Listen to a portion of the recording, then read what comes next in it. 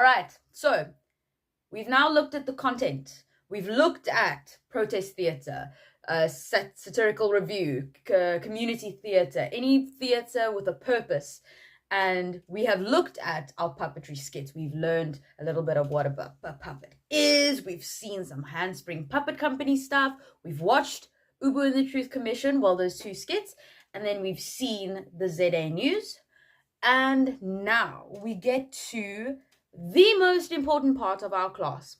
We will be choosing, performing, and creating our own protest theatre or theatre with a purpose scene or skit, and you will be doing it with a puppet.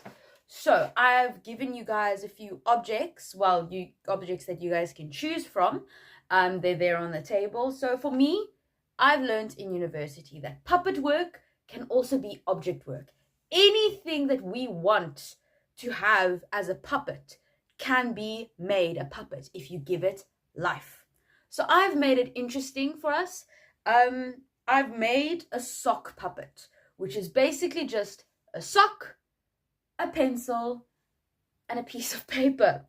So the important part of puppetry is that you must give it life. So it must have like a breathing quality to it, right? You can see the puppet is like kind of like moving, breathing.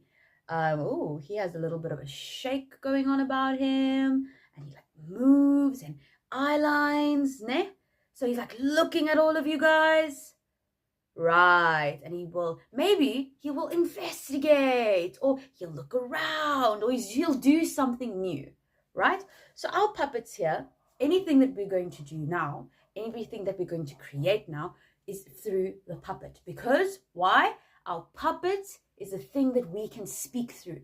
So I can't necessarily say something in a protest theatre environment, but my puppet can. And there's where all of the impact of any theatre with a purpose may lie.